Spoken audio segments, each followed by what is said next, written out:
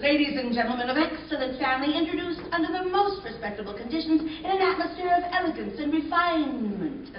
Object, matrimony.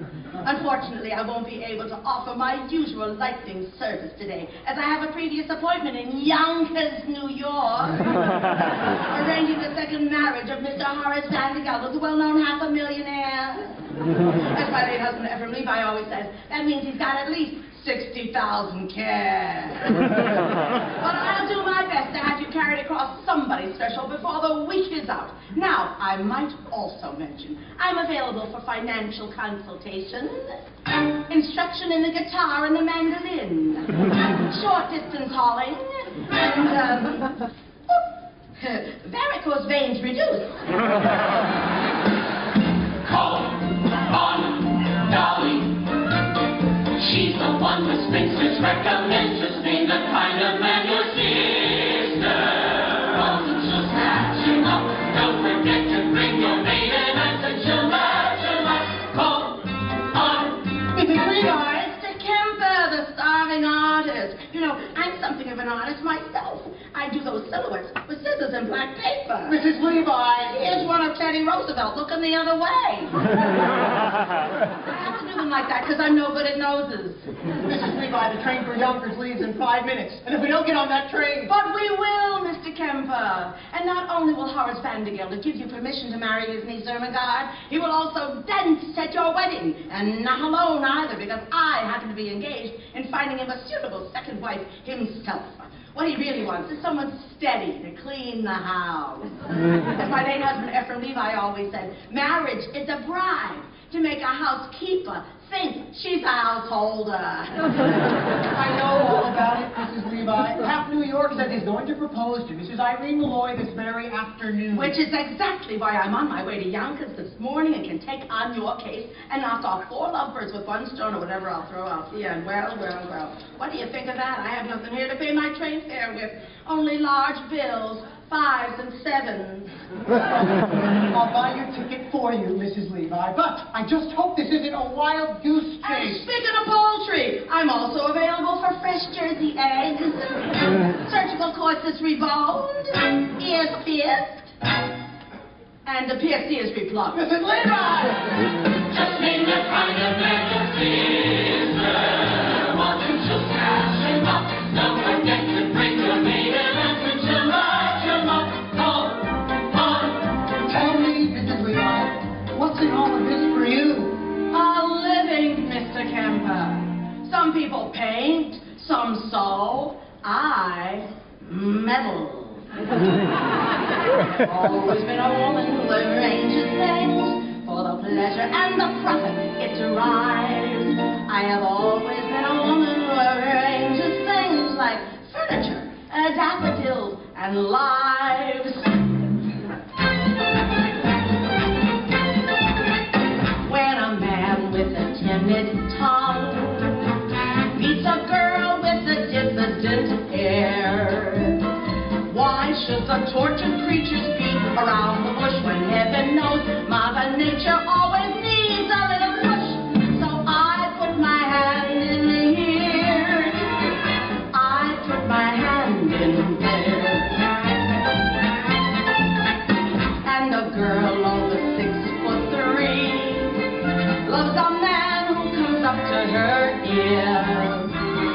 Surely it's obvious she'll never be seduced till some kind soul condescends to give her beau a little boost. I put my hand in there, and I put my hand in there.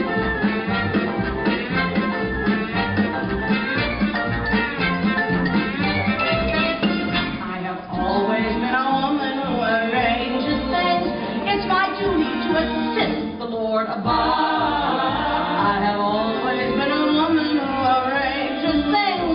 Luncheon parties, poker games, and love. My aplomb at cosmetic art turned a front to a trump lady fair. She had a countenance a little bit like Scrooge, but oh, today you would swear the Lord himself applied the rouge when I put my hand in here.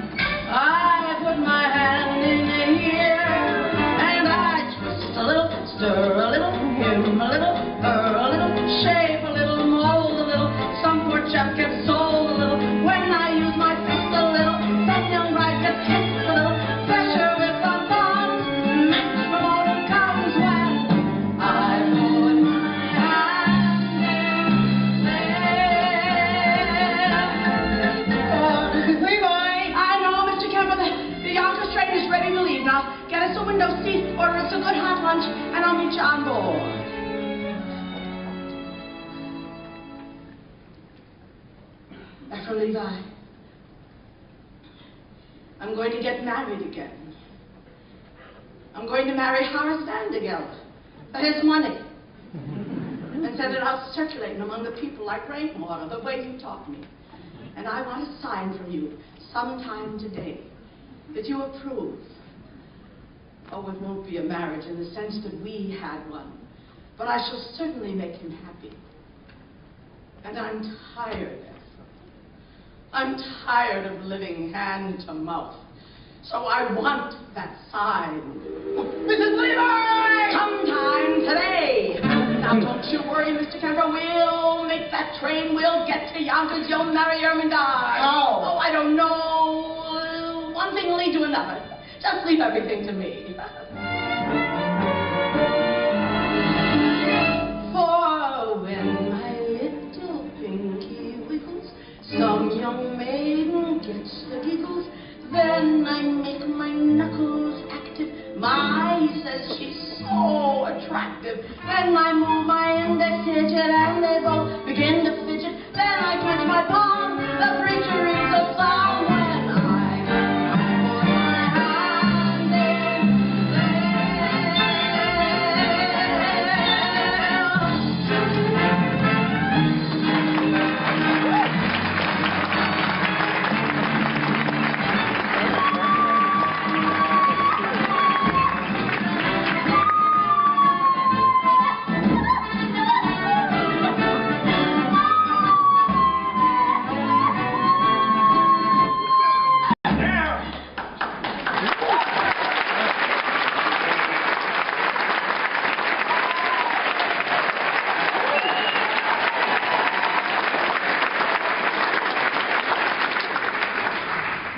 Expected to play Yonkers, my Yonkers, with all that bellowing in my ears. I can't help it, Uncle. I love Ambrose Kemper. But I say you don't. But I do. No, you don't. You leave love to me, Ermengarde. I'll tell you when you're in it and when you're not. And right now, you're not. But I am. You're not. Here, take this. Hey, I had a talk with that artist of yours. Oh, you did? Yes, I did. He's a fool. And you're too young to be in love with anybody. I'm not too young. I'm 17. And in another year, I'll be an old maid. Well, I forbid it. Dare to be an old maid, Ermengarde, and I'll cut you off without a cent. Don't cry in the store. Scare off the customers. I can't help it. Then, by thunder, you'll go and weep for a while in New York, where it won't be noticed. Go upstairs and start packing your trunk.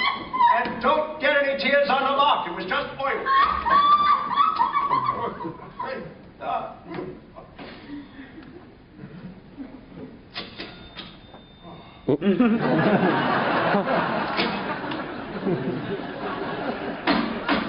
Cornelius, follow me.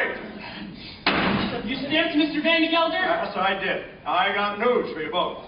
I'm going to New York City this afternoon to march in the 14th Street Parade, and when I come back, you're going to have a mistress. I'm too young, Mr. Vandergelder. Not your mistress, hell and damnation, mine. Oh. I mean, I'm getting married again to a very refined lady, and in honor of that occasion, I've decided to promote you, Cornelius, to chief clerk. And what am I now, Mr. Vandergelder? You're an impertinent fool, that's what you are. And I'm promoting you from impertinent fool to chief clerk. Any more questions? Yes. What? Does the chief clerk get one evening off a week? No, sir. You'll attend to the store as usual. This is the first time I've been away from the store overnight. When I come back, I want to hear you run the place perfectly in my absence. Now get back to work. And don't forget to put the lid on the sheep dip. Evening's off. Marrying artists. Foolishness. 99% of the people in this world are fools. And the rest of us are in great danger of contamination. Why, even I was once young, which was foolish, and fell in love, which was foolish, and got married, which was foolish, and was poor, which was more foolish than anything else. Then my wife died, which was foolish of her. I grew older, which was sensible of me, and became rich, friendless, and mean, which in Yonkers is about as far as you can go. Oh, Oh, I know what you're wondering now. Why a man of so much good sense should be glad at anything as foolish as getting married again. The answer's simple. This house, without a woman, would be an empty shell. And pretty dirty, too. It takes a woman all powdered in pink to joyously clean out the drain in the sink. And it takes an angel with long golden lashes and soft dress and fingers to dump in the ashes. Yes, it takes a woman, a dainty woman, a sweetheart, a mistress, a wife.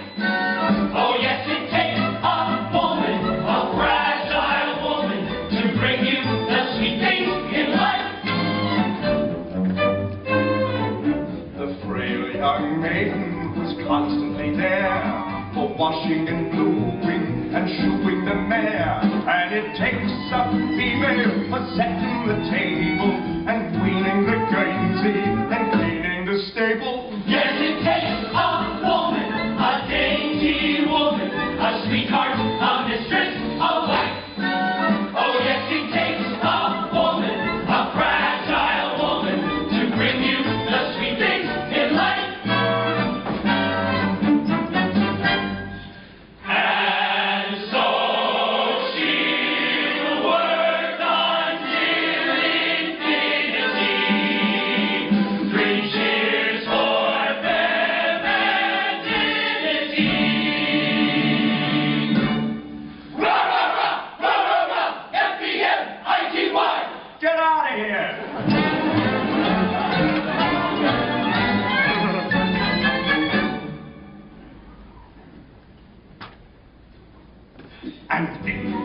Winter she'll shove the ice and lovingly set out the traps for mice. She's a joy and treasure, but practically speaking, to whom can you turn when the plumbing is leaking?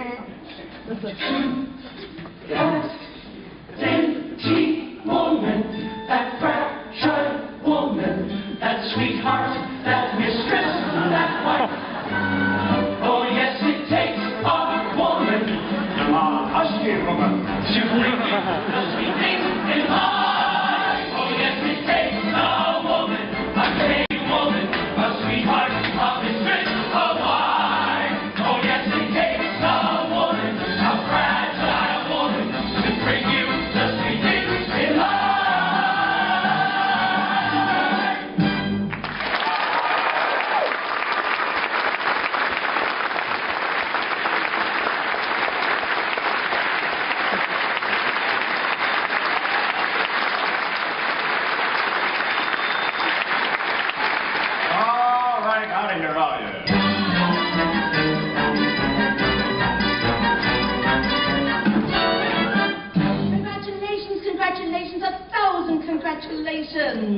What? Congratulations, Mr. Van der Gelder. All New York is buzzing with the news that you've practically proposed to Irene Malloy. The streets are lined with eligible young ladies prostrate with grief. All my congratulations and sympathy. Sympathy? Oh, did I say that? The tongue, that's all. No, I'm delighted with the happy news. After all, she wasn't easy to unload. By that I mean, well, you know what people said, although I, for one, never believed the rumors. No, I didn't. Rumors? What rumors? Oh, nothing to get upset about, Mr. Van der Gelder. I mean, according to all known facts, her first husband passed on quite naturally. It's just that he went so sudden. A few spoons of chowder she made special for him, and...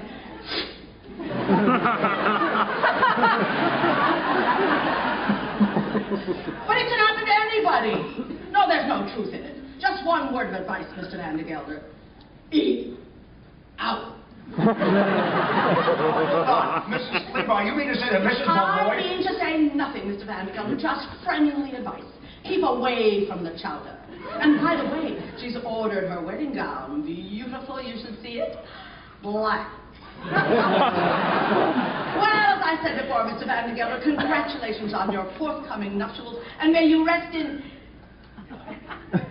May guardian angels watch over you both. Particularly at dinner. Look here, Mrs. Levi, you introduced me to Mrs. Malloy, and rumors are not. I still intend paying another call on it this afternoon as arranged. Very well, Mr. Van Gelder. Then there's nothing more for me to do except to go back to New York and tell the other girl, the heiress, not to wait. What did you say? Nothing. A word. Heiress. Particulars. Mrs. Levi, I demand particulars. Her name. Her name. Money. Ernestina Money. What a lovely, lovely name. Picture, if you will. Hair as shiny as a newly minted dime. Eyes as big round as silver dollars. Skin as soft and mossy as an old greenback. I can feel her now.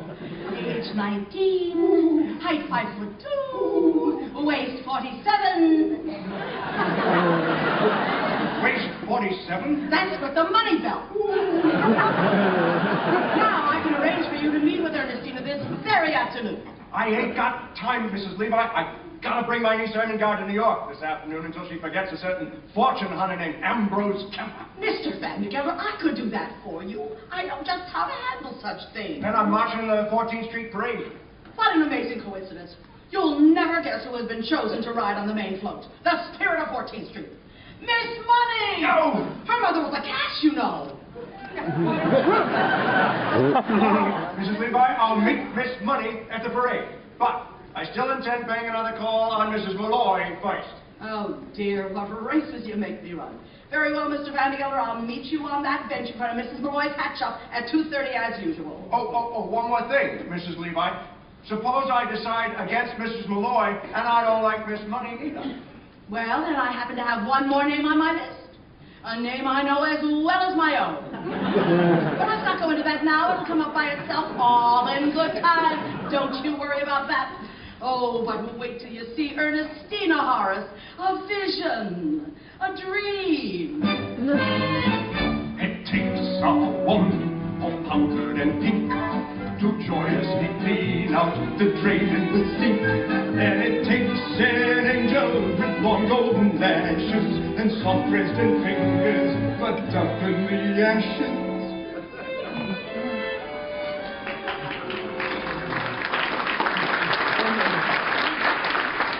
Yes, it takes a woman.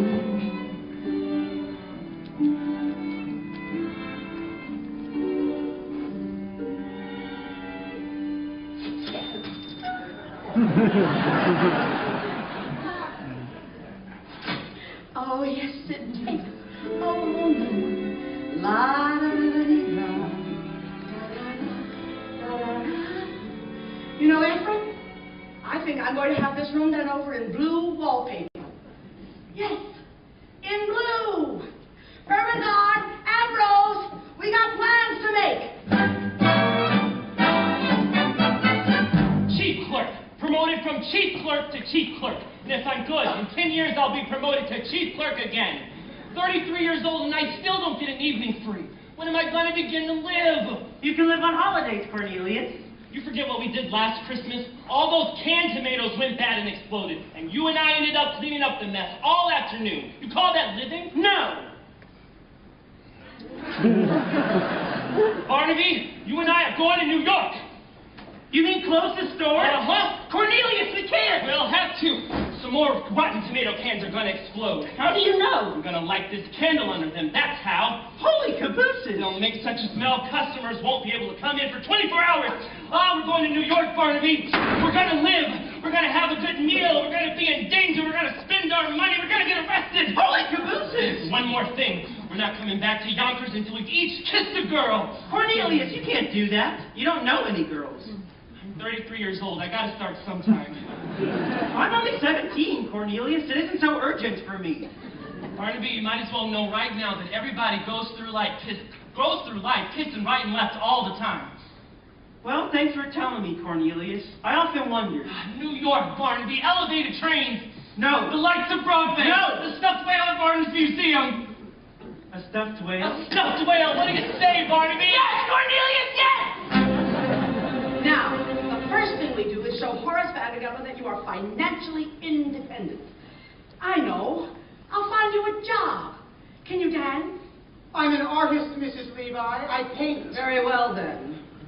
My car. Mrs. Dolly Levi, painters taught how to dance. Now, there's a man, Rudolph Reitzenberger, at the Harmonia Gardens restaurant on 14th Street. I'll give you a note for him, and we'll see if he can't have you both entered into the poker contest tonight. The prize is a week's engagement and a solid gold cup. Oh, the cups we won, Ephraim and me. Well, hold on, Mrs. Levi. No fiancé of mine is going to set foot in a cafe. No! And I don't mind saying I'm surprised you have acquaintances in a place like that. Not acquaintances, Mr. Kemper. Friends. Dear friends from days gone by. My late husband, Ephraim Levi, believed in life and any place you could find it. Cafes, ballrooms, yes, even theaters. Why, even when times were bad, every Saturday night like clockwork, down those stairs of the Harmonia Gardens restaurant we came, Ephraim and me. Well, it's all very well to come down like clockwork, Mrs. Levi, but you're asking Ermengarde to work there. It's the only way to show Horace Vandergammer that we mean business. Now, you go to the Harmonia Gardens this afternoon and say, Mrs. Levi sent you.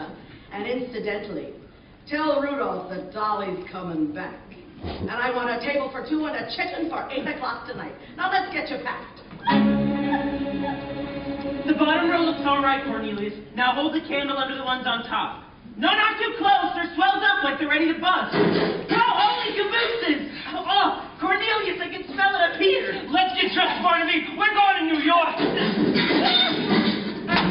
Out there's a world outside of Yonkers. Out there beyond this hill town, Barnaby. There's a silly town, Barnaby. Out there, full of shining, full of sparkle, full of your eyes and see it glisten, Barnaby. Listen, Barnaby.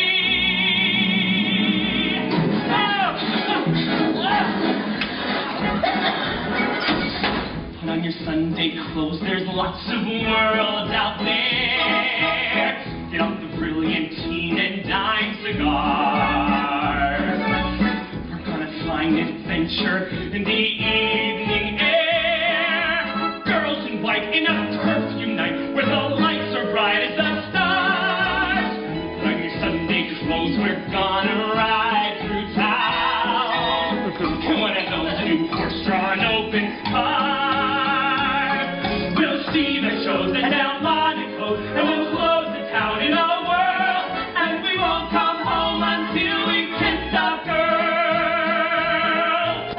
Put on your Sunday clothes when you feel down and out. Strut down the street and have your picture told. Just like a dream, your spirit seems to turn about. That Sunday shine is a sign that you feel it's brighter you glow.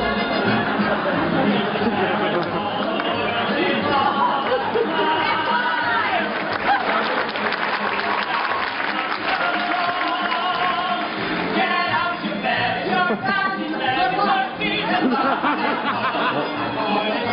Monday in your Sunday clothes. Take that for Ermengarde. Oh, I remember when I left my child at home, I gave Winnie like a young colt, and off I went. Yeah! Hold on, Barnaby. We're going to New York. Elevated train to the lights of Broadway. You missed this. That's the Toilet Barnaby Museum. Wow!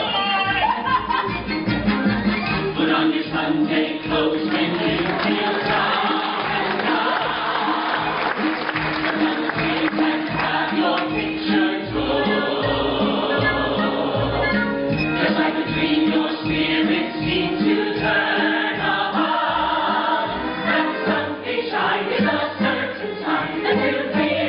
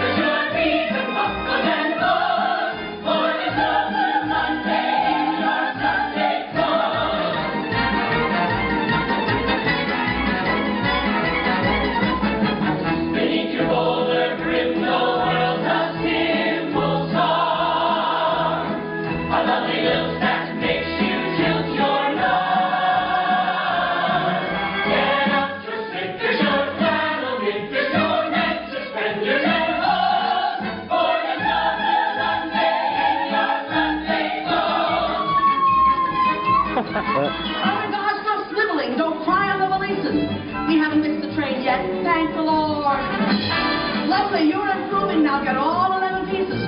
We're 7 minutes late. All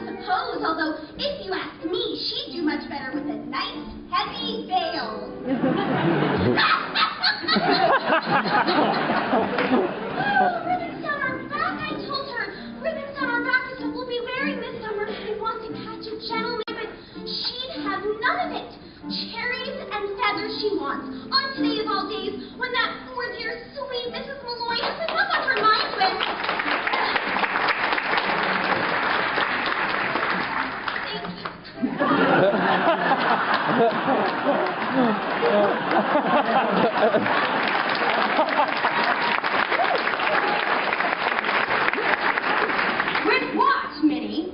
With history!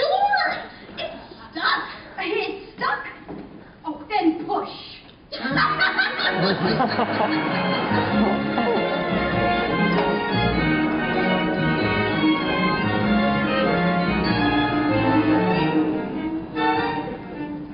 right, Minnie, let's have it. That's right, the question that's been on the tip of your tongue all week. Go on, say it. Why am I marrying Horace Vandergelder? Oh, Mrs. Malloy, I didn't ask you that.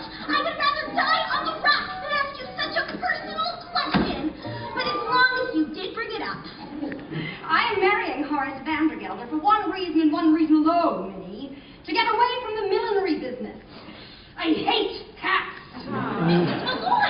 And I can no longer stand being suspected of being a wicked woman with nothing to show for it. Oh, Mrs. Oh, Malloy! don't protest, Minnie. All millineresses are suspected of being wicked women. Why, half the ladies come into this shop just to look at me. That's why I can't go to restaurants or balls or theaters. That's all the proof they'd need. Take my word for it, Minnie. Either I marry Horace Vandergelder or I break out of this place like a fire engine. But do you love him? No, Minnie, I don't. No, Peter Malloy, God rest him, was my share of love. And once is enough for a woman, as long as it's true love, and it was that. Oh, not Miss Mortimer again. Miss Mortimer, I'll take care of it. No, Minnie, leave it be. Well, you can make another hat for Miss Mortimer if you like. I'm wearing this one myself. Mrs. Malloy, you can't. You're a widow, and that hat, well, it's provocative, that's what. Is it, Minnie? Well, who knows who may walk into the shop today, and provocative may be just what I want to be. Mrs. Malloy! Oh, Mrs. Malloy! Mrs. Malloy!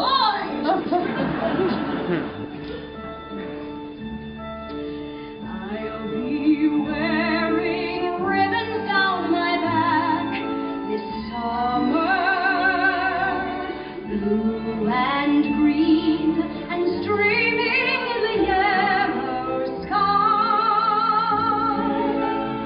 So if someone special comes my way this summer, he might notice me passing by.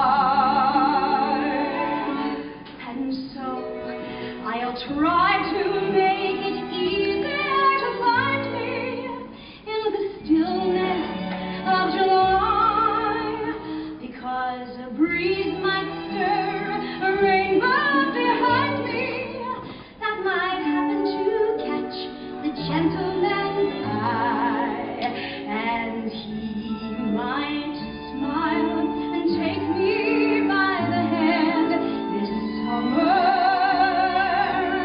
making me recall how lovely love can be.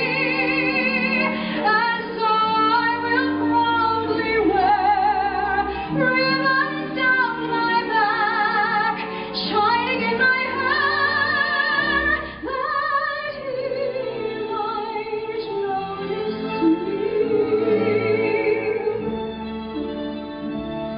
La,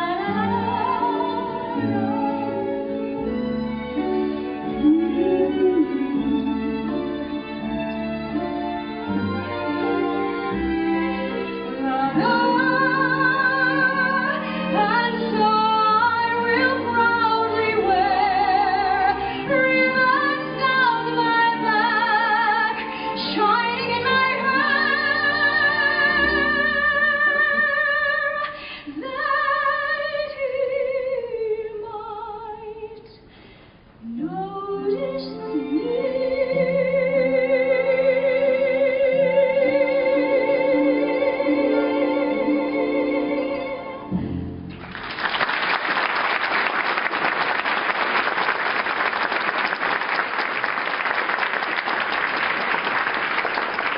Minnie, look!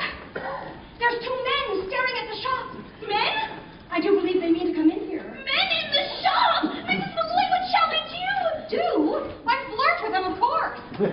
I'll give you the short one. Mrs. Malloy, and you with all that talk about love! Oh, love enough I've had, Minnie. It's a bit of adventure I could do with now. We'll get them all heated up, and then we'll drop them cold. It'll be good practice for married life.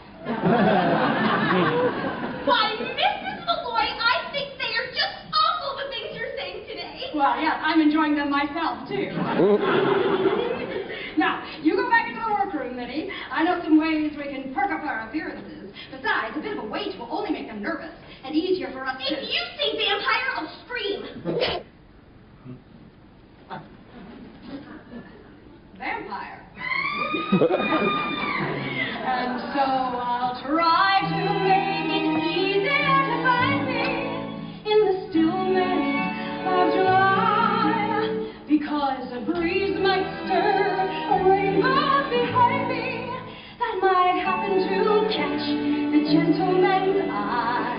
Oh, Minnie, we'll get an adventure out of this yet!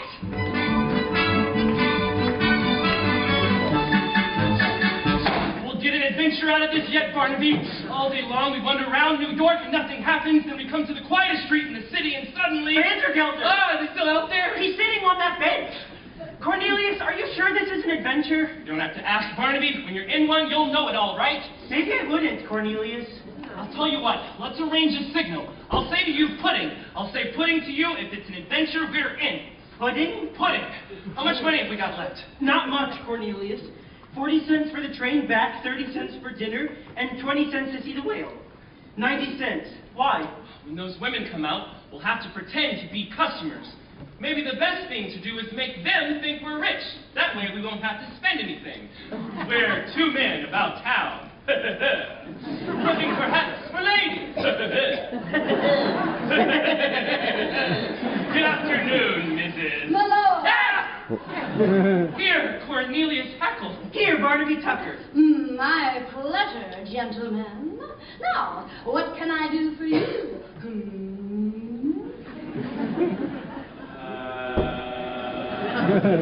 Well, you see, we're two ladies about town. He means for hats, and we want to buy some ladies to put under them.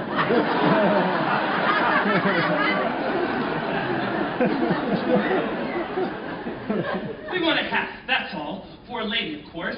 And everyone said to come to Mrs. Malloy's because she's so pretty. I mean, her hats are so pretty. And so reasonable, Cornelius. As reasonable as under $1, which will leave us enough to see the whale. You gotta pay him no mind, ma'am. He's come all the way from Yonkers to see the stuffed whale, and he's all excited. Just keep an eye on that street, Barnaby, and maybe you'll see it pass by. Excuse me, but did you say Yonkers, Mr. Hackle? Oh, yes, ma'am, Yonkers, and forgive me for saying this, but you should see Yonkers. By that I mean perhaps Mr. Malloy would like to see Yonkers, too. Oh, I'm a widow, Mr. Hackle. You are? Barnaby, she's a widow! Oh, that's too bad. I'm sure Mr. Malloy would have loved to have seen Yonkers, especially in that hat. I mean on you, of course, not Mr. Malloy. May he rest in peace. You're Catholic, aren't you? Well, don't let that worry you. I'd be willing to change.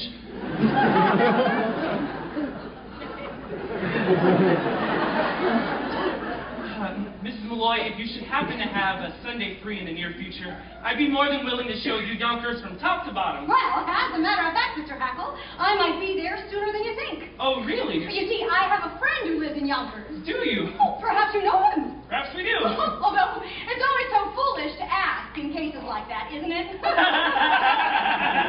It's a Mr. Vandergelder. Horace Vandergelder? A Vandergelder's paying fees? Do you know him? No. Well, Mr. Vandergelder is a substantial man and well-liked, they tell me. Oh, lovely, just lovely. Has only one fault as far as I know. He's tough as nails. Other than that, lovely man. With a large circle of friends? Oh, indeed, 3 or 4. Cornelius, I think he's... Begging your pardon, Miss Malloy. What an attractive shop you have here. Barnaby, notice all the interesting doors and cupboards, and this precious piece of furniture with the low-hanging cloth. Now, I wonder if your friend might like this one. Look out! Begging your pardon, Miss Malloy. Gentlemen, what are you doing? We'll explain later, Miss Malloy. No, you come out of there this minute. Where citizens can be, Mrs. Malloy? Well, really? Cornelius? Pudding? Pudding! Mr. Hackle! Mr. Tucker! Mr. Vandergelder! Mrs. Malloy.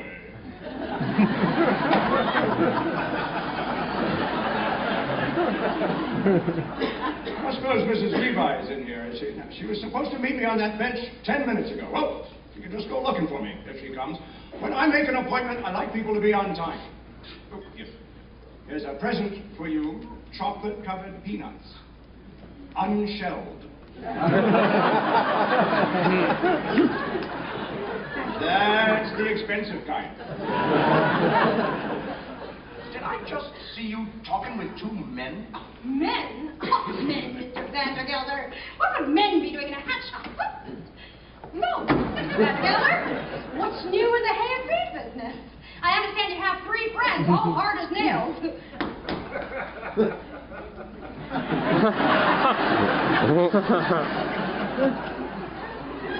What on earth are you talking about? Yonkers.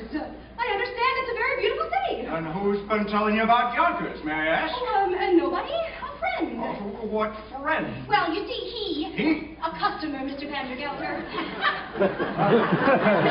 Someone quite well-to-do, as a matter of fact. He was just in here buying hats for ladies. Well, you might even know him, although it's usually silly to ask in cases like that, isn't it?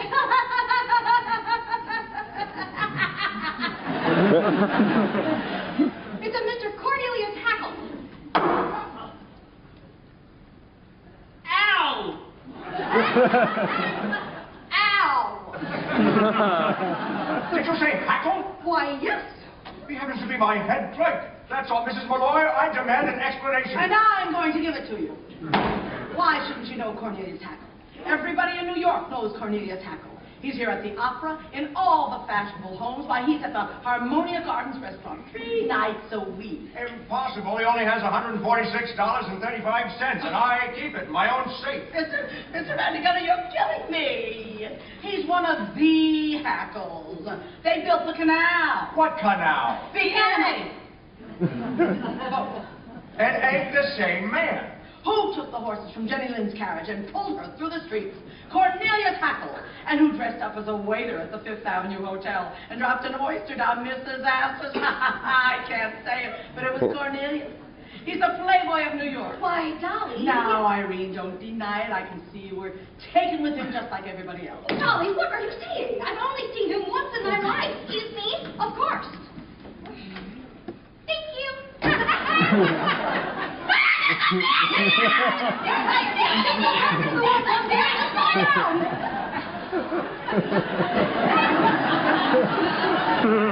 There's a man!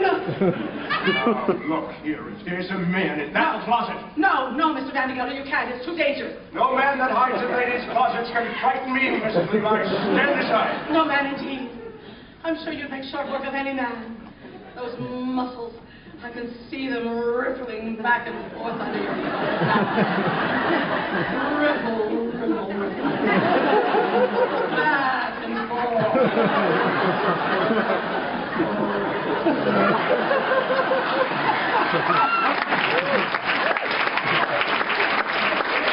For the last time, Mrs. Levi, will you stand aside? Stand, indeed. That's exactly what the courts will want to know when you're accused of entering this closet without a search warrant. I mean, what do you stand for? You don't stand for the law of this great land. I know what I stand for. I stand for motherhood, America, and a hot lunch for orphans. Take off your hats, sir. Betsy Ross's flag is passing. Do you see him on the hill at Gettysburg? Neath that great triumphal arch. If you see him as he's trampling through the graves of a rat, stand up and march, march, march. Has this not affected you, sir? I came here at 14 years of age, an immigrant girl from a land oppressed by people. And I must echo here what was said by that great and patriotic American, Moses. As for motherhood, America, and a hot lunch for orphans. Oh, take off your hat, sir. There's a tear stained eagle passing. Do you see him on the bridge of Waterloo? Neath every triumphal arch. If you hear him singing Dixie in the sugar cane, stand up and march, march, march. I stand for motherhood, America, and a hot lunch for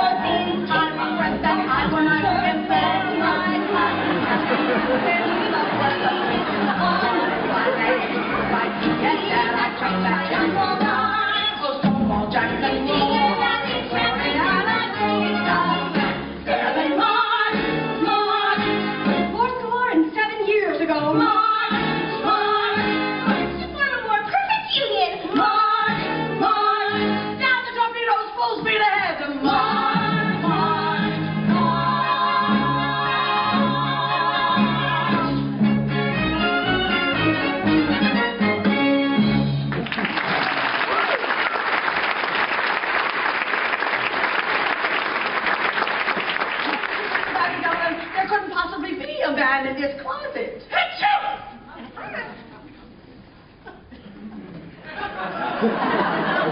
God bless you.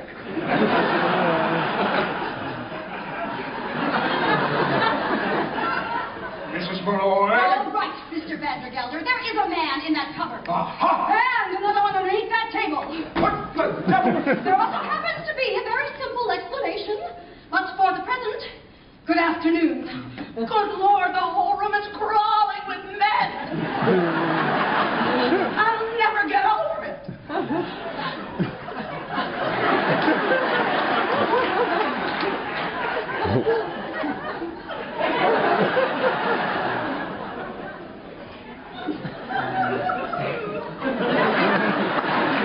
I take it I'll see you later this afternoon, Mr. Vandergelder. You certainly will, Mrs. Levi, with a certain young lady on the main float at the end of the parade. Mrs. Malloy, I shan't trouble you again, and vice versa.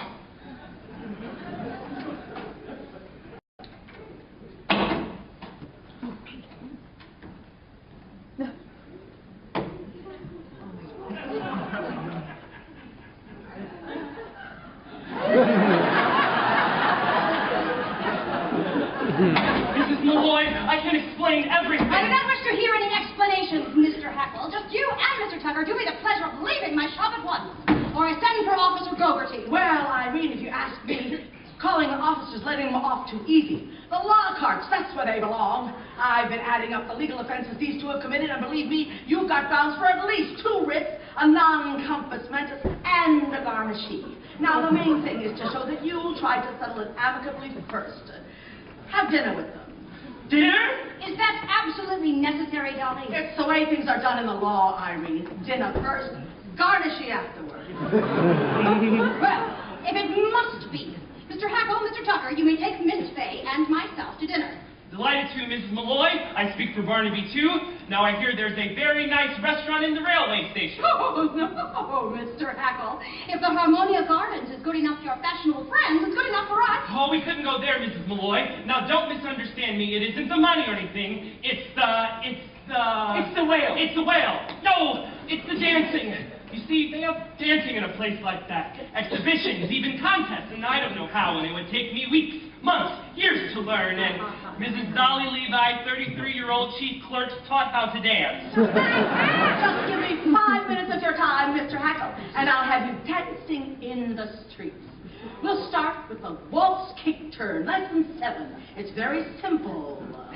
Right foot touch, left foot touch, under, back, around, touch, back, through, around, behind, out, over, back, release, release, unfurl.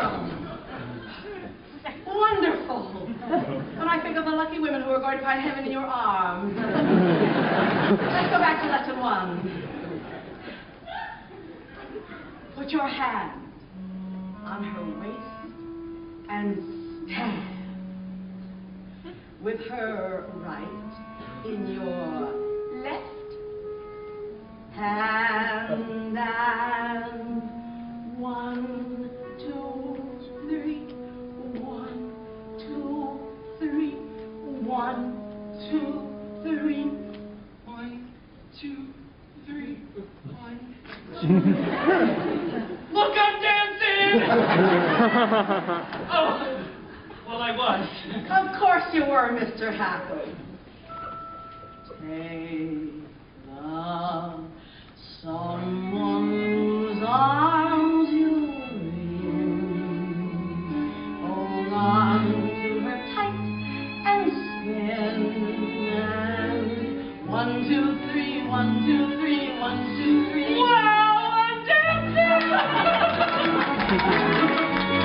Turn around, then turn around, try floating through the air. Can't you be a little more aesthetic? Don't you think my dancing has some polish and a flair? The word I think I'd use is athletic. For my heart is about to burst. My head is about to pop. And now that I'm dancing, who cares if I ever stop? Look at me, I Cornelius Hackle, sport and dancing. You're next, Mr. Tucker.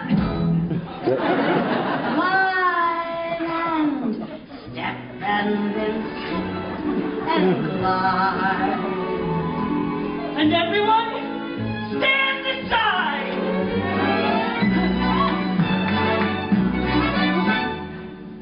Look in there! You can learn to polka if you worked a week or so. Or the tango filled with passion seething. I'm enjoying the chorus of the Castle Garden show! Whatever you do, for God's sake, keep breathing! For my heart is about to burst. My head is about to pop. And now that we're dancing, who cares if we ever stop?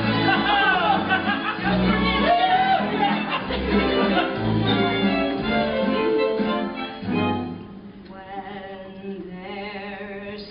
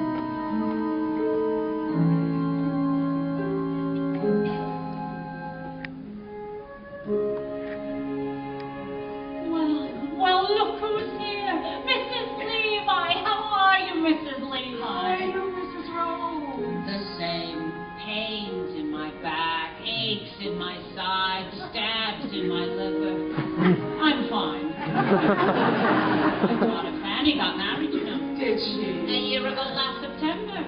It's been such a long time since you lived here, Mrs. Levi. Such a long, long time.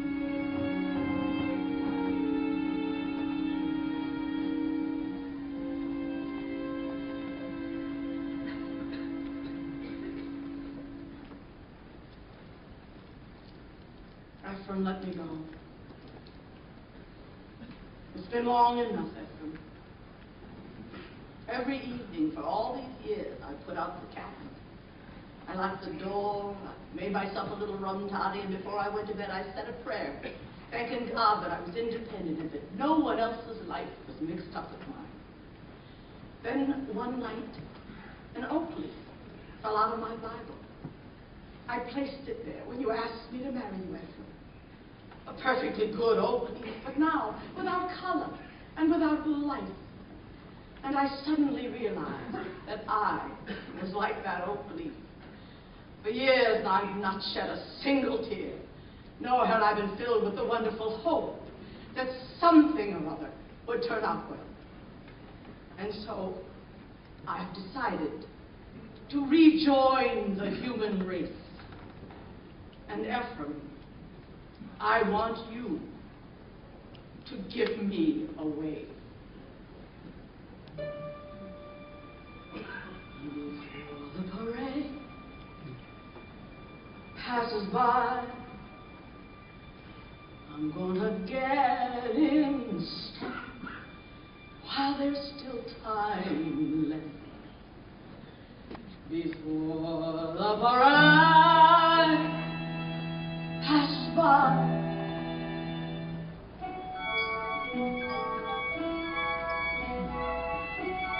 Mrs. Levi, come along. Cornelius is taking us down to see the 14th Street Parade. Everybody will be marching. Why, Irene, you're crying.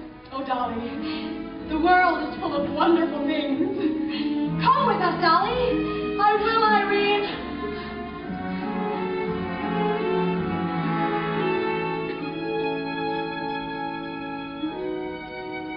I will. Before the parade passes by, I'm gonna go and take Saturday's highlight. Before the parade passes by, I'm gonna get some life back into my life. I'm ready to move out in front. I've had enough of just passing by. The rest of them, the best of them, I can hold my head up high.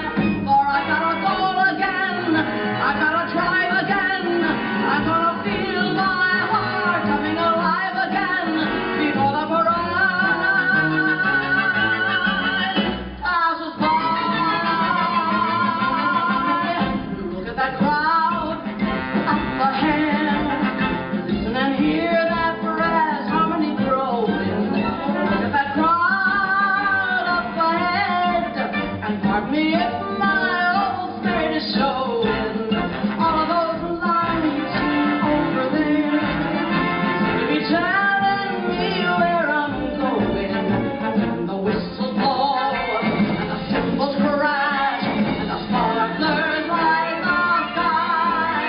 I'm gonna raise the roof, I'm gonna carry on. Give me an old trombone, give me an old baton. Before the parade passes by.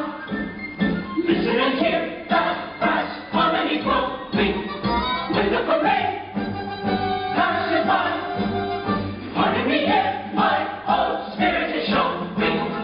All those lights over there seem to be telling me where I'm going. When the whistles go and the cymbals crash and the sparklers light the sky, I'm gonna raise the roof, I'm gonna carry on. Give me an old trombone, give me an old baton. Before the parade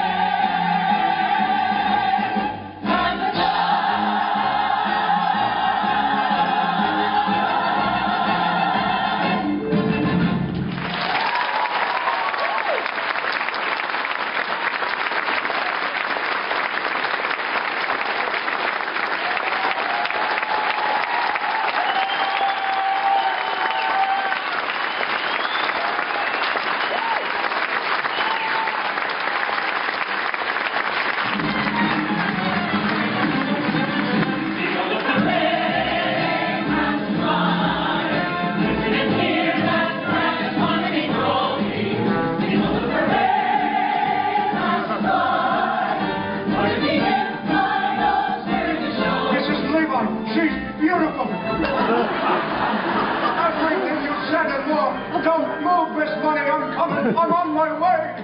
Hey. That's my fiancée. Stop. Thief. Put that back. I paid for that girl. I want all the parts. Miss Money, what have they done to you?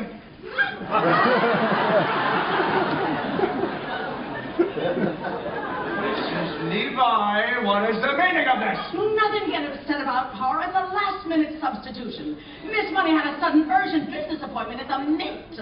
They ran a little short, so she's helping out. But she'll meet you in front of the Harmonia Gardens restaurant at 8 o'clock tonight. That's the most expensive restaurant in the city. That's why I'm glad you suggested it.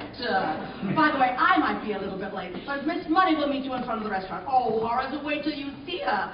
All in buttercup yellow with baby pink shoes and humming an old-fashioned tune. Sweet Rosie O'Grady. Oh, you couldn't miss her if you tried. I'll be there, Dolly, but only because I already paid for the introduction and I might as well get my money's worth. But from this point on, you are hereby discharged as my marriage broker. Is that clear? From now on, hey, Gallagher, you're just a woman like anyone else. Where are you taking me? What's happening?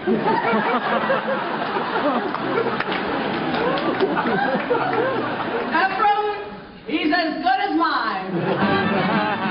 I'm gonna raise the roof. I'm gonna carry on. Give me an old trombone. Give me an old guitar. People the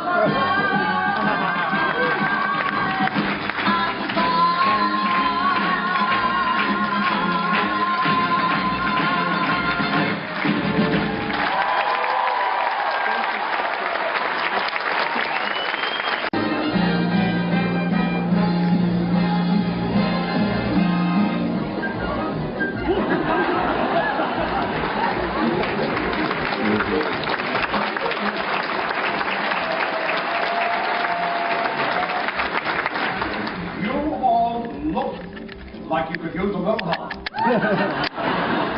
So I'm going to help you the best way I know by giving you $500,000 worth of advice.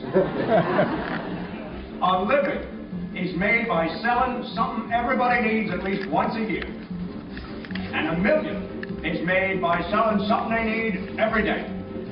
And an artist's painted picture of a cow in the sunset is something nobody needs never. A successful business is the greatest work of art on earth. The true American artist is the man who can build this penny into $500,000 I put a penny in my pocket, and in a little time, that penny in my pocket had grown into a dime. And in a little longer, a quarter jingled up.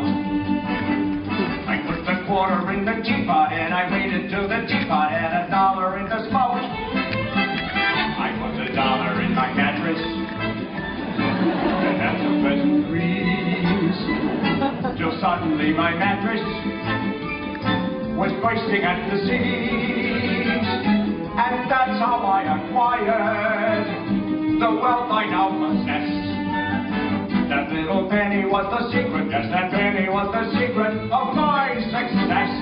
And that is not exactly how it happened. It's sort of true. I had a penny in my pocket, and not another sou. And with my only shirt tail, I shined a rich man's shoe.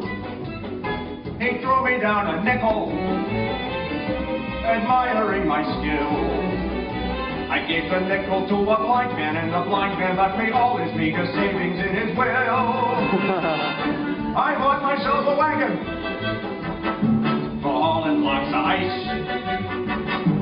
I cut the ice to ice cubes and got a higher price.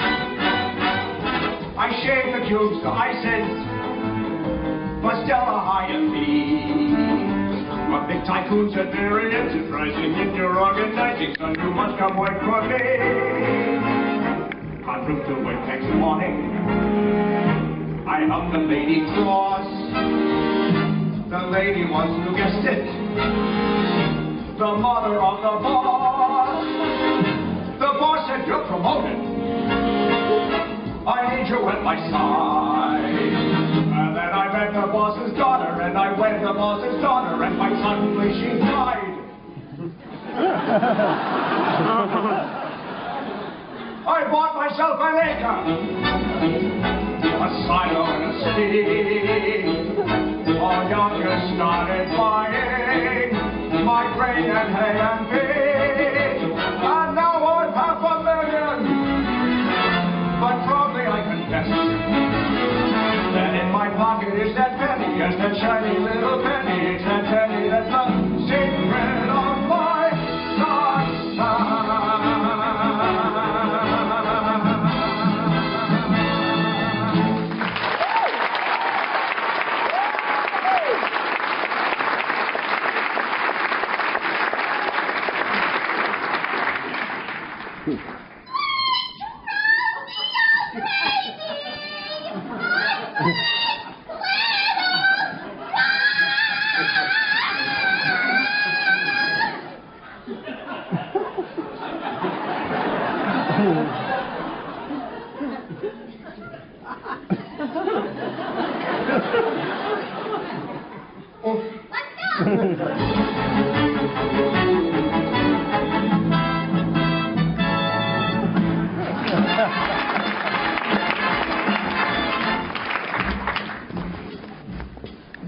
Mr. Hackle, we've just loved looking at the lights of 42nd Street for the past 4 hours, but now perhaps you'd better call us a hack, or we won't make it to the Harmonia Gardens on time. Oh, look, there's one.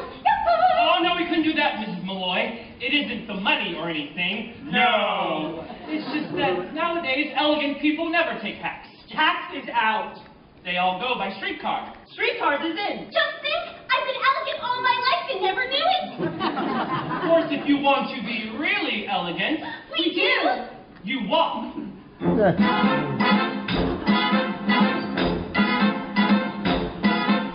That's New York. It's really us, Barnaby and Cornelius. All the rest of Mr. Hackle are feeling great and look spectacular. What a knack there is to that acting like a born aristocrat. We've got elegance if you ain't got elegance. You can never, never carry it off.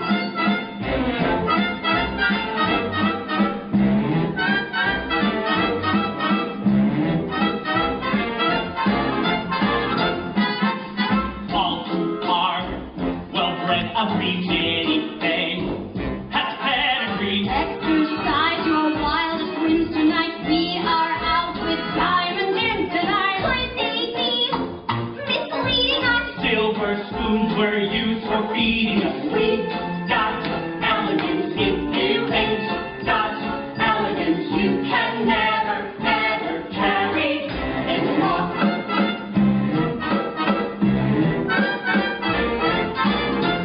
Middle class, don't speak of it, savoir faire. We reek of it, some were born with rags and patches, but we use dollar bills for matches and Vanderbilt, kowtow to us. JP Morgan scrapes and bows to us. We got elegance. We were born with elegance. Have you noticed when I hold my cup, the saucer never moves? And the way I keep my pinky up in you adoring Got elegance. We got built in elegance and with elegance.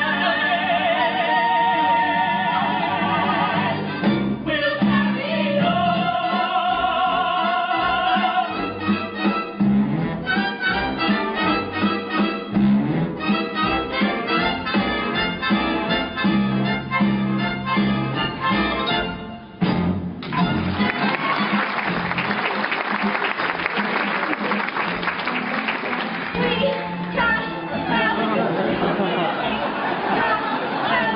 You can never, ever carry it all out.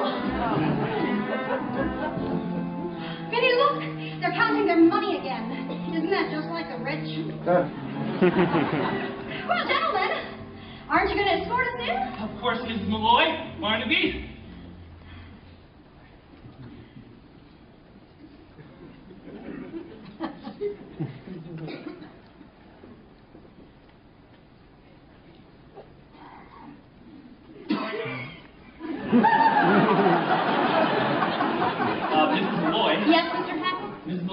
we start inside, may I? Yes, Mr. Hackle? May I put my arm around your waist? Yes, Mr. Hackle. But I might as well warn you. A corset is a corset.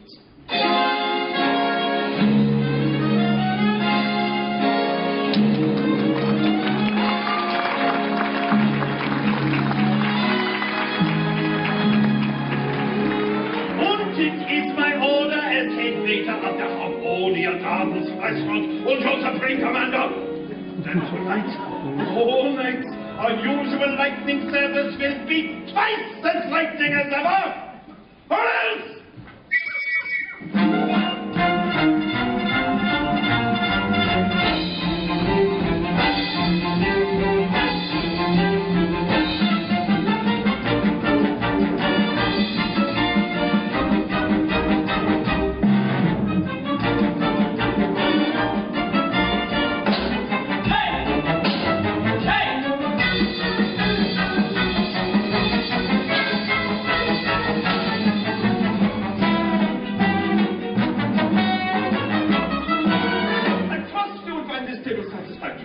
The private dining rooms cost a bit more than they do for the best view of the entertainment. $1, Cornelius, that's all that's left. Are you sure? Count it again. Prepare yourself for a big night, Minnie. We're not just two of New York's best-known sports. I did make a mistake, Cornelius. It's only 90 cents. I'll count it once more. No, don't! We can't afford it. I'm gonna order everything on the menu. Waiter!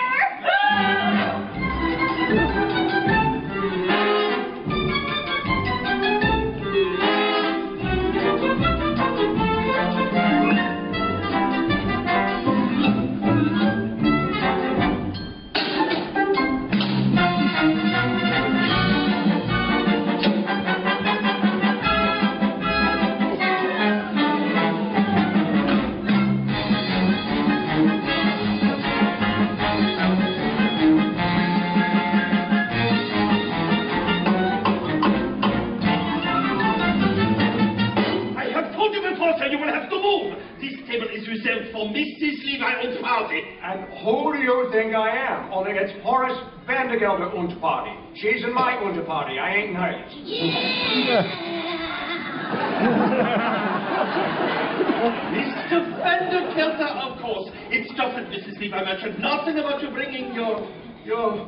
My personal physician. That's enough rouge, Doctor. I only ordered a chicken for two. Chicken? Chicken's a deer. Und Bette Midler, soup du jour und pomme soufflé. Why didn't you tell me this was a Chinese restaurant? We'll take 2 bowls of rice. Now get out. Now, Miss Money, I understand you carry respectable sums in your belt. Yeah, $2. Only it's in my gutter.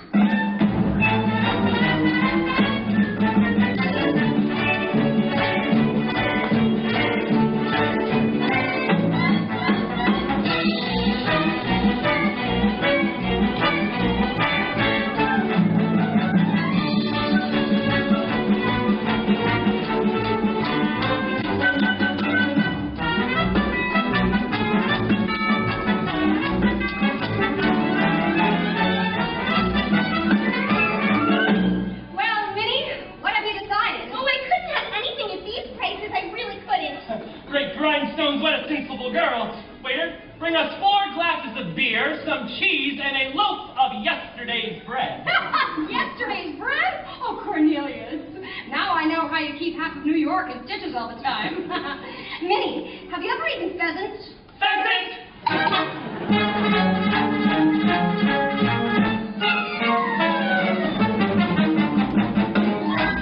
Thanks. Why the closed curtains? You ashamed of something? Oh, no, it's not that. I just felt a slight chill. Ah, well, why didn't you say so? Here, I'll loan you this.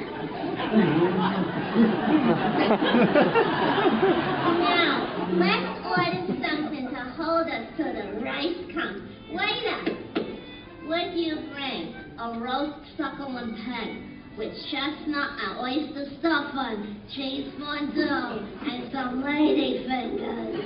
Now what'll you have?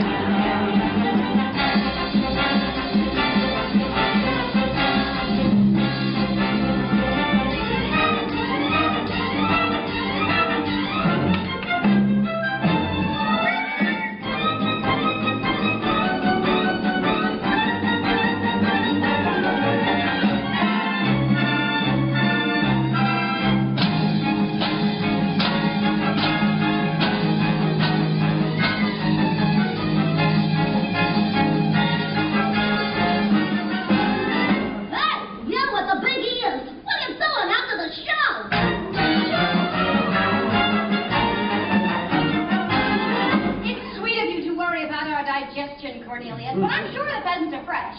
Oh, we'll take 4, please. And a nice red wine. Wait a minute, no wine! No wine! No wine? Champagne! Champagne and Neapolitan ice cream and hot house peaches.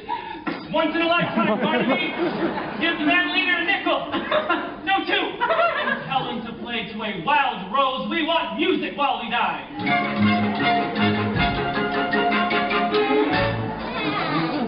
This is a cafe, isn't it? Let's dance. Oh, no.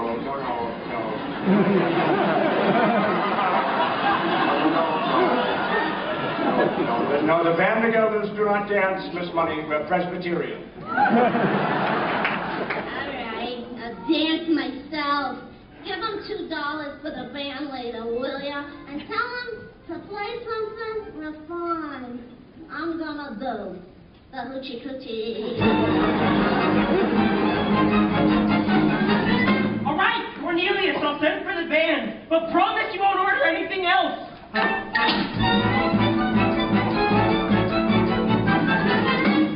Wait here, Miss Money. I'll tell him to play a nice waltz.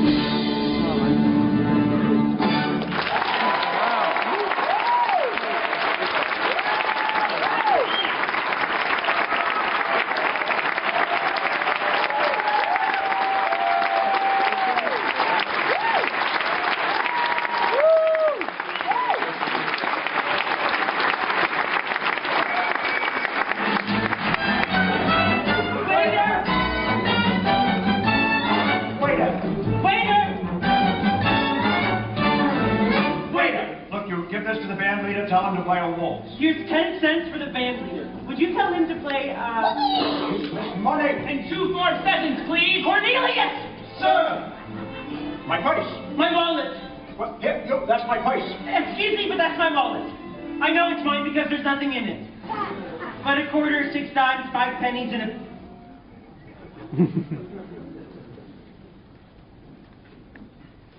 Cornelius? Cornelius? Did he say 2 more pheasants? Make it 3. 4.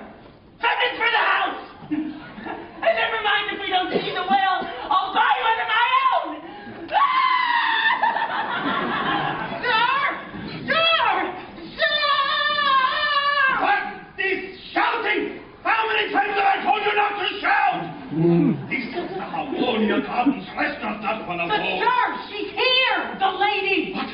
Are you sure, Mike? Like you told me, sir. 8 o'clock on the nose, out was a carriage, and out steps the lady in a red dress! It's she, Mrs. Levi, she's back! Oh! Is it true? I heard someone laughing outside the kitchen window, and it sounded like... It's Dolly. Please, tell the man. She just stepped out of a carriage. No! It's true, no? It's true, yeah! After 10 years, Scott Rudin, it's like old times again.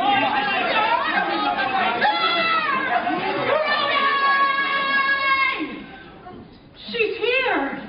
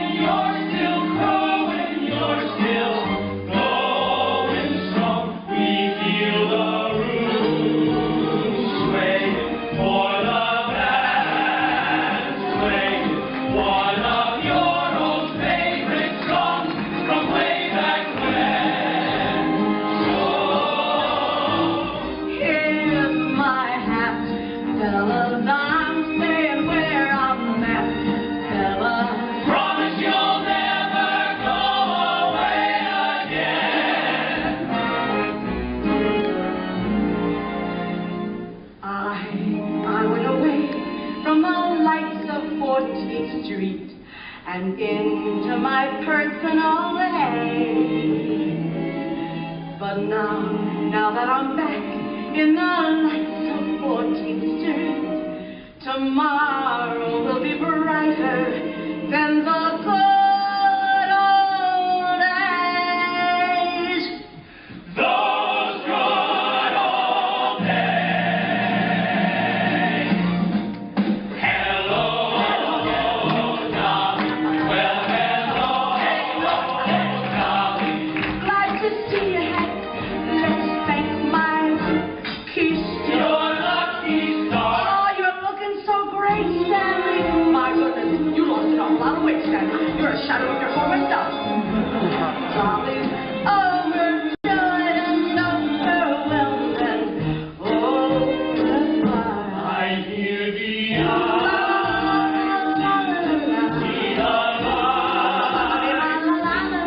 and you still get glances from a handsome man. Golly gee, fellas, find me an empty knee, fellas.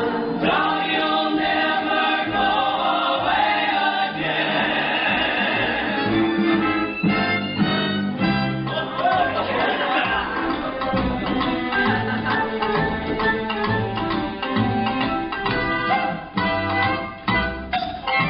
I got it all on tonight.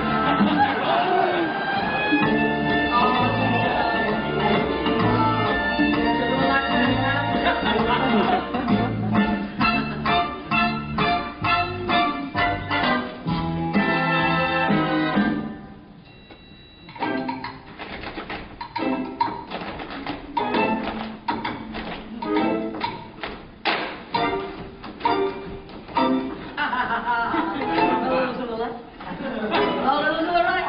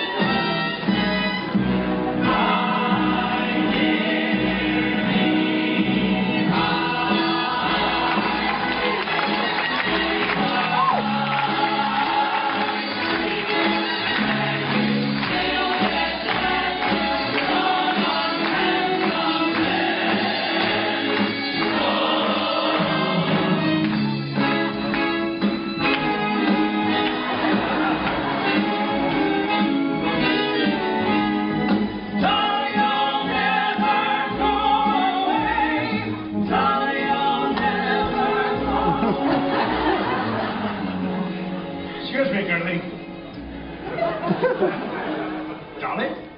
Dolly Gallagher? What are you doing in that getup?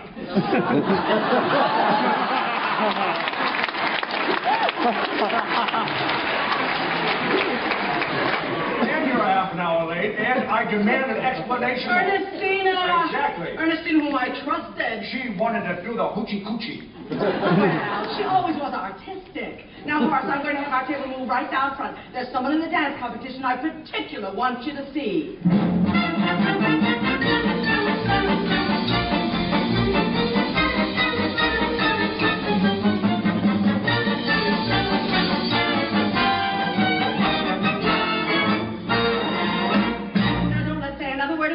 I'm as shocked as you are. I can't eat a thing. What have you ordered?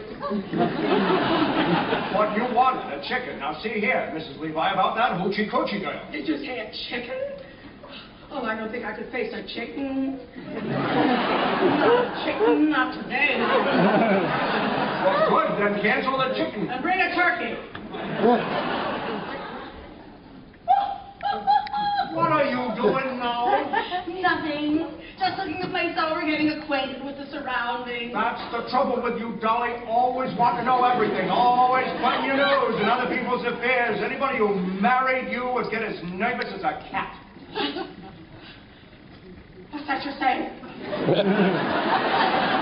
I said anybody who married you. Horace Vanderbilt would get that idea right out of your head this minute.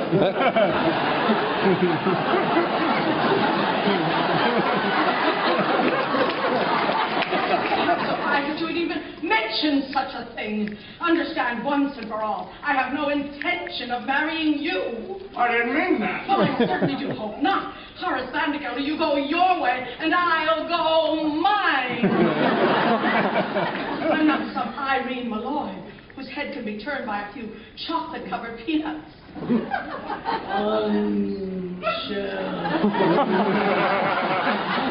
Why, the idea of you even suggesting such a thing? Mrs. Levi, you misunderstood me. Well, I certainly do hope not.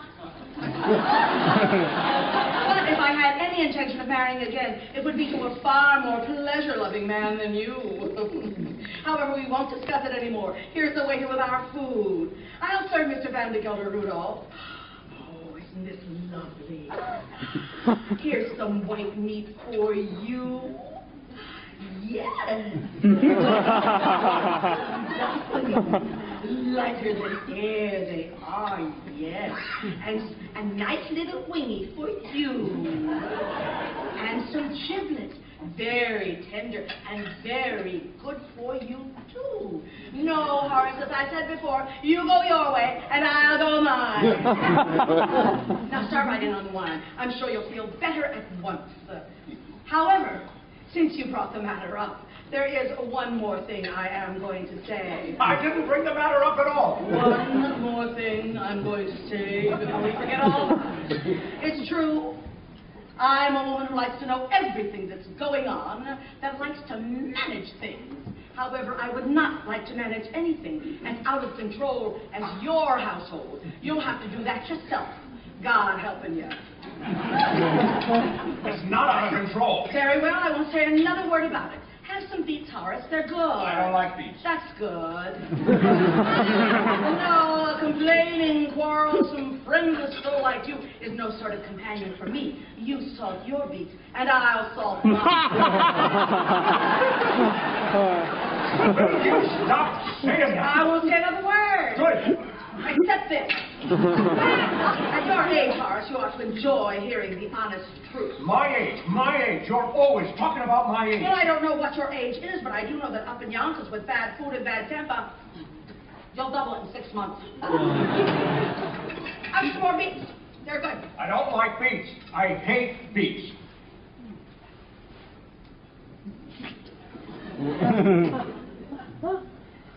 That's nice.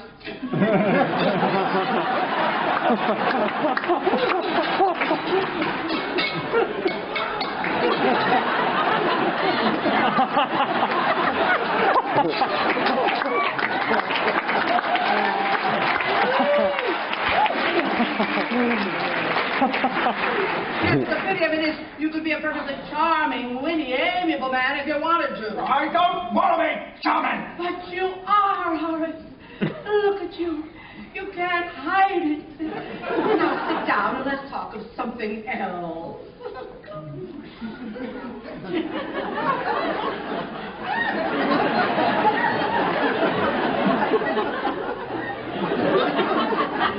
But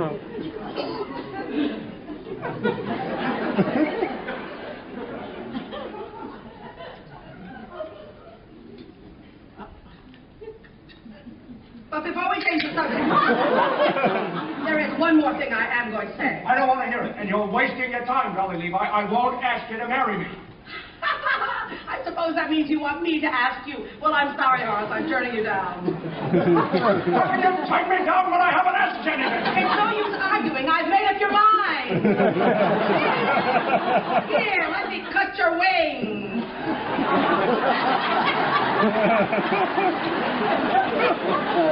I got a headache. I'm going back to my hotel. Oh, you can't go now. The dance competition's just about to begin. Here's the money to pay for the dinner. Here's $20. Wait a minute. Nothing in there but a quarter, 6 dimes, 5 pennies, and a button. This isn't my purse.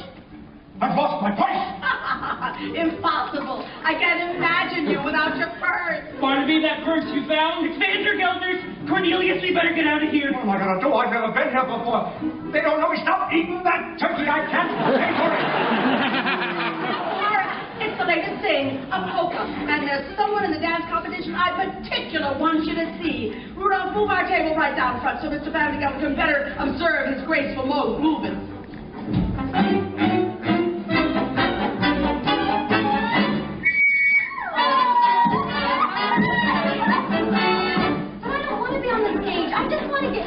You heard Mrs. Levi. This is the only way to show your uncle we mean business. Now dance.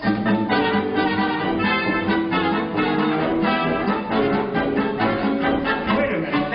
They're dancing. It'd be wonderful. With talent like that, he's sure to win the solid gold cup.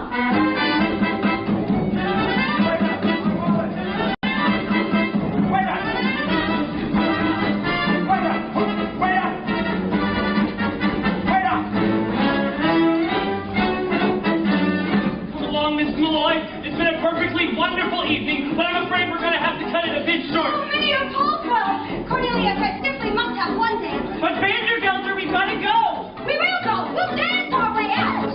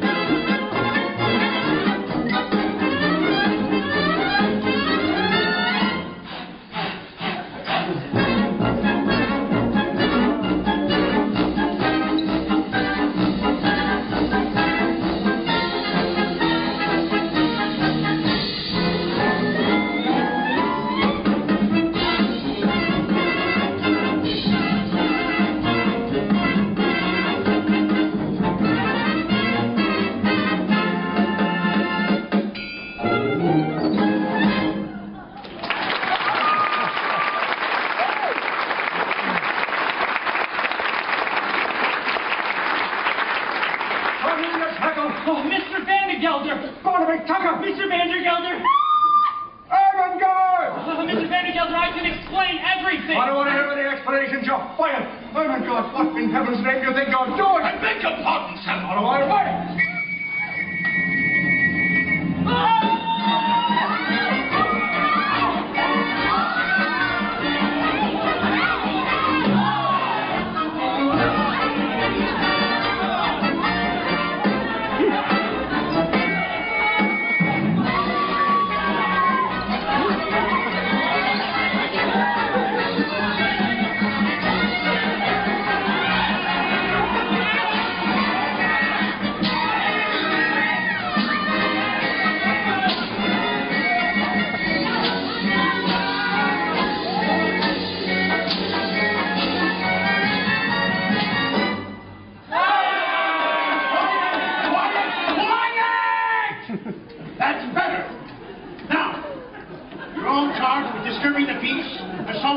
Inciting to riot, and several other equally serious violations of the laws of this city.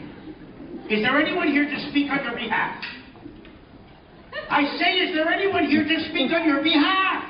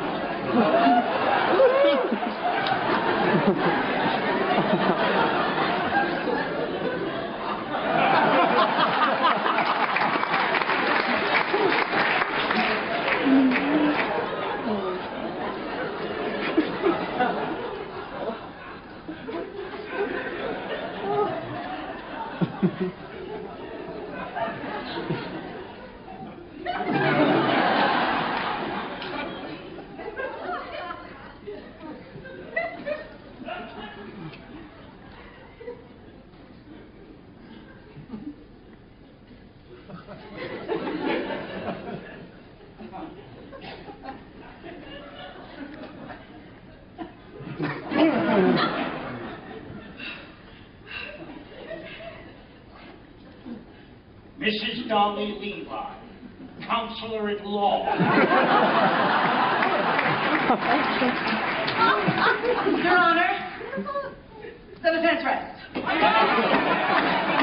ask for freedom for my client and a verdict of guilty for the only real culprit, Horace Vandegeller of Yonkers, New York. Dolly! The one man responsible for these grievous charges of willful destruction of private property. The curtain torn, a Victor bruised, und the starring gold cup bent! Yeah. Cruelty to a poor unfortunate minor. Would you mind repeating that, dear? Begging your pardon, Mrs. Levi, but if it please the court, I have something to say. I was just about to call on you, Mr. Hackle. Go right ahead.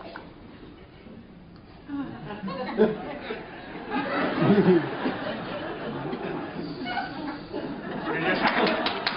If you dare to testify against me, you'll be discharged. You've already done that, Mr. Vandegelder. I'll do it again. You've done it again, too. But even if you hadn't, I still say what I have to say. Your Honor, I don't know much about disturbing the peace or inciting to riot, but I do know that what happened to me today, which is the most important thing that can happen to a man, might not have ever happened had I obeyed your orders and stayed in Yonkers, New York. Your Honor, I'm talking about none other than love. Oh. What? You're trying to tell me that after 33 years you've fallen in love because you take one evening off? No, Mr. Vandegelder, I didn't fall in love with Mrs. Irene Malloy in just an evening. An hour? No, even that's too long. What's less than a minute? A second. Less than that. A moment. I'll go slowly so you can get it all down. It only takes a moment for your eyes to meet, and then your heart knows in a moment you will never be alone again. I held her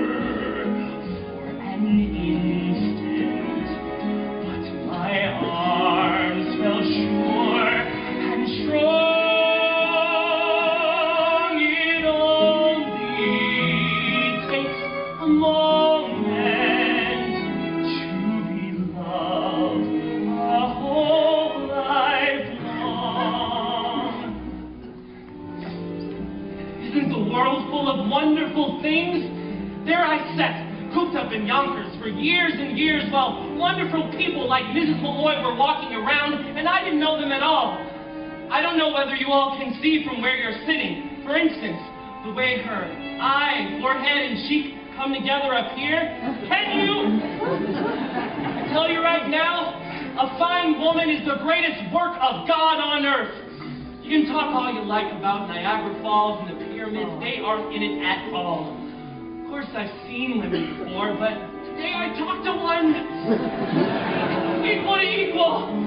And they are so different than men. Everything they say and do makes you want to laugh all the time. And they're awfully mysterious, too. I bet you can know a woman 100 years without ever being really sure whether she liked you or not.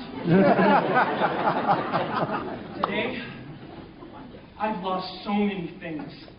My job, my future, everything people think is important, but I don't care. Even if I have to dig ditches for the rest of my life, I'll be a ditch digger that once had a wonderful day. I missed a few words back there, Mr. Hackle. Right after it only. Takes a moment, but his arms fell sure and strong. It only a moment.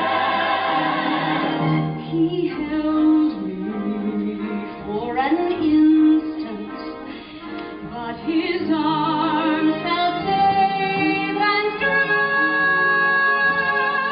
It only takes a moment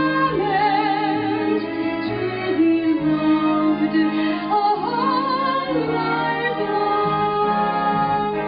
And that is all that love's about. And we'll recall when time runs out that it only took a moment to be loved a whole life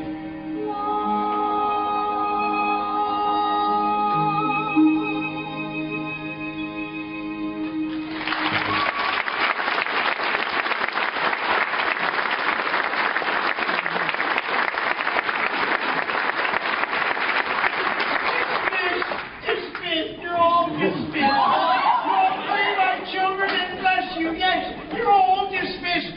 All except Horace Bank, the governor of Yonkers, New York. You can see the prisoner now, Mrs. Levi. Well, Horace, there's your life. Without niece, without clerks, without bride, and without your purse. Looks like there's only one thing left to say. If it's to ask me to marry you, Dolly Gallagher, never, not in a million years, under no circumstances will I ever marry you. Oh, that wasn't it at all, Horace. All I wanted to say to you was, goodbye. Goodbye. Now, hold on, Dolly. It's too late, Horace. I failed. And when a woman fails, there's nothing else she can say. Wait, but hey. goodbye. Goodbye. Goodbye. Goodbye. Goodbye. Goodbye. Don't try to stop me, Horace. Please. Wave your little hand and whisper so long, dearie. You ain't gonna see me anymore. But when you discover that your life is dreary, don't you come a knocking at my door. For I'll be all dolled up and singing that song that says your dog, I told you so. So wave your little hand and whisper so long, dearie, dearie. Should have said so long ago.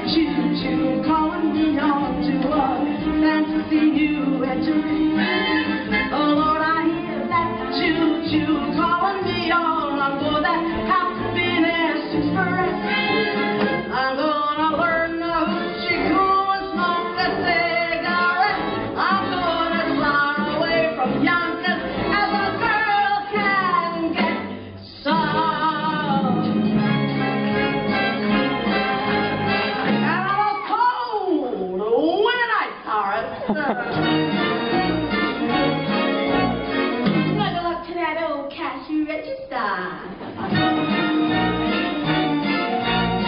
It's a little lumpy, but it rings. So come on knocking, I'll be your lover, and sing that song that says you doll, I told you so. So Horace, you will find your life a sad old story when you see your Dolly shuffle to glory. Oh, I should have said so long, so long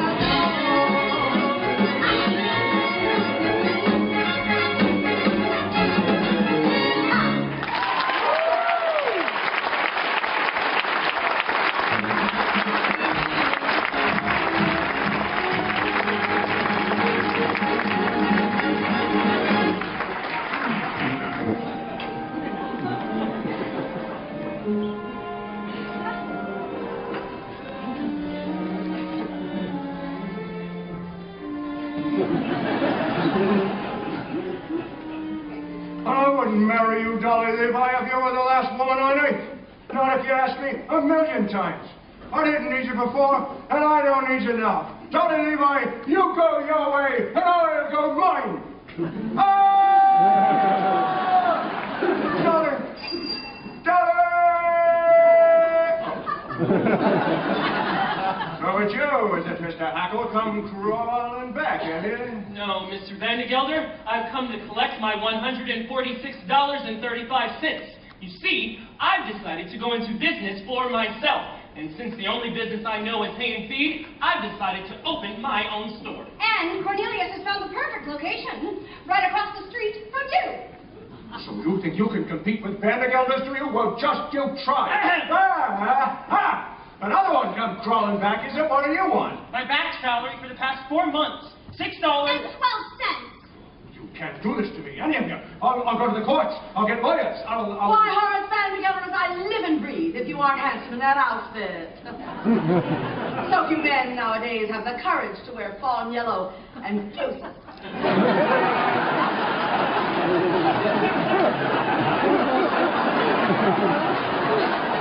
Dolly Gallagher. I know exactly what you're going to say, Horace. You're not satisfied with Ernestina. Well, I have another girl for you, the ideal wife. But you're doing something. Don't let me interrupt you. What were you doing? Getting Cornelius's money, Dolly. $146. And 35 cents plus $6 And 12 cents. of mine. And the money my mama left me. $52.48. 38. 48! All right. It's the money you want. The safe is upstairs. Come on. Take the coffee. Take the furniture.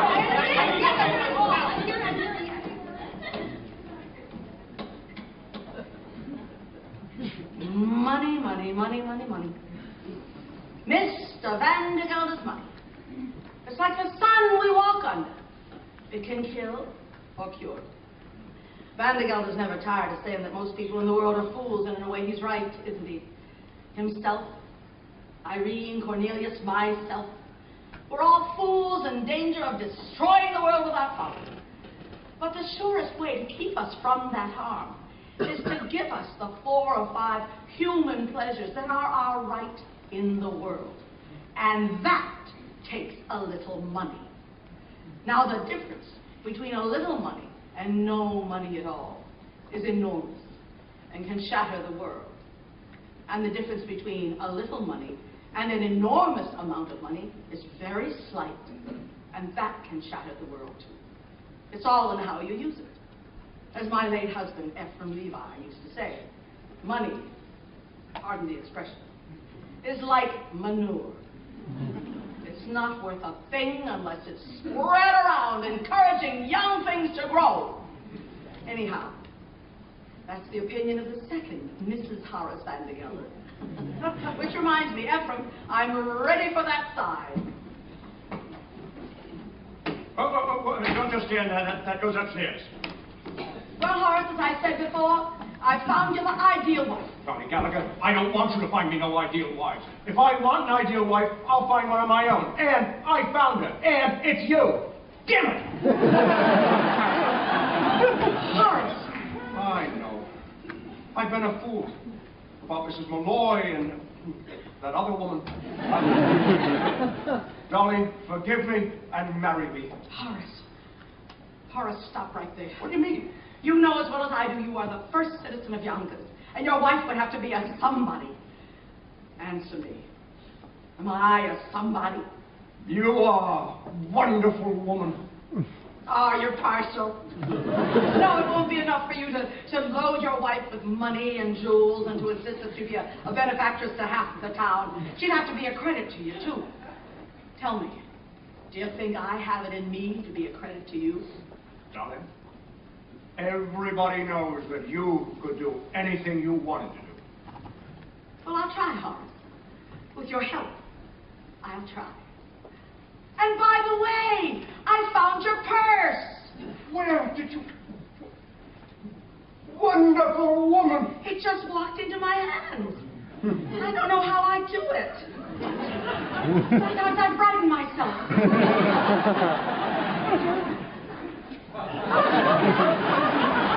Take it, Horace.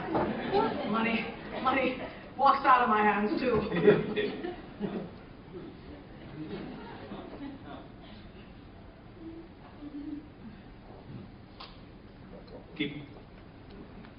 Keep it, Dolly. Horace, I never thought I'd ever hear you say a thing like that. And by the way, it's bad business letting Cornelius open a store right across the street from you. Better to take him back and let him be your partner. Partner? Yes, and Barnaby can have Cornelius' old job. Oh, now, see here, Dolly. That way we'll all be together so we can dance at Ermengarde's wedding. That doesn't, Dolly. You've gone too far. I'll dance at no weddings. And besides, I don't know how. And it would take me weeks, months, years. All right, I'll dance. Whoa. That front room, idiot. Don't just stand there. What are you waiting for? Horace Van Gilbert, what is going on up there? Oh, nothing. I just thought I'd have that front room done over in blue wallpaper. Now, I know the wallpaper ain't worn out yet, but that fella just set up in business, and he needs a good start. You see, Dolly, I've always felt that money, pardon the expression, is like manure. It's not worth a thing unless... Thank you, Ephraim. Hello, Dolly. Well, hello, Dolly. It's so nice to have you here where you belong. I never knew, darling, without you, darling, life was awfully flat, and more than that was awfully wrong.